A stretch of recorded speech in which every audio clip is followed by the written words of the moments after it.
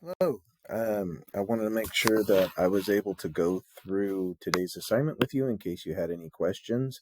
So if you understand the instructions just from reading it, you don't really need to watch this video.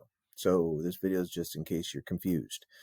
So it's a vocabulary review. We will be starting to revise your papers, some of your stories that you've already written, and you need to know the vocab because you're going to use that to get your points on revising papers.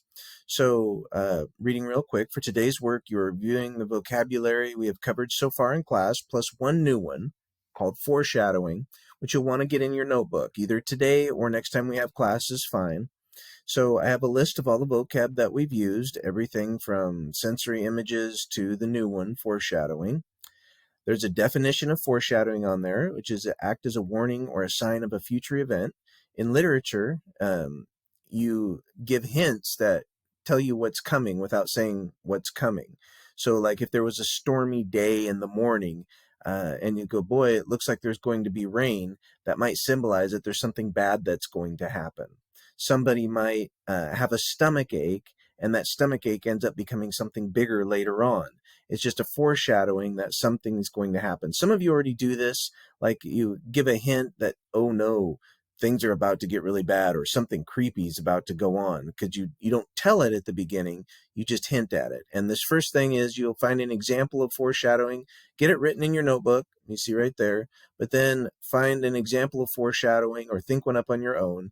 And then underneath, you're just going to explain why it was a good example. That way, if it's wrong, but you have good reasoning, you can get your points there. This right here is a review over sensory details.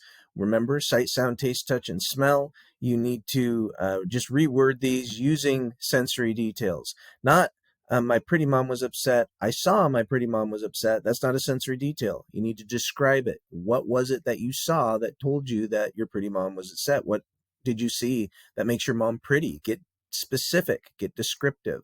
And there's 5 of those.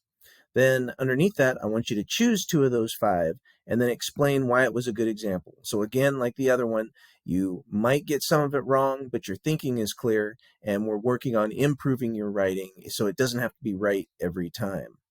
Next, I want you to find 2 symbols where you can just find them online, copy and paste them in there. That would be fine. So even if you're looking up symbols, know what a symbol is: something that represents something else. So any kind of name brands or anything like that would be a symbol, but you can get as creative with that as you want. 4 examples of onomatopoeia. And down here, what we finish with is vocabulary from the writing, steps in the writing process. You just tell me, what are they? You know, you should know them by now. We've talked about them enough times. What is it? And you can put it into your own words. If you're even close, you get your credit on it. And then the last bit is vocabulary over parts of a story. So what's the problem in a story? What's the rising action in a story? What's the climax? What's the resolution? What are these things? You should know what they are, and you're just going to put in your own words. If it looks like a copy and paste job, I'm not going to give you full credit for that because I don't even know if you read it, to tell you the truth. So you need to put them into your own words so it sounds like your stuff. I mean, if you're not sure and you don't have access to your notebook, or you don't want to get your notebook and you look it up online and you go, oh yeah, that's right, then put it in your own words. Don't just copy and paste things. All right. You go, oh, the copy and paste wasn't my own words. No, put it in your own words. All right. And then that's pretty much it. And so you get that in and you should be ready for when we start revising next time we have class. All right.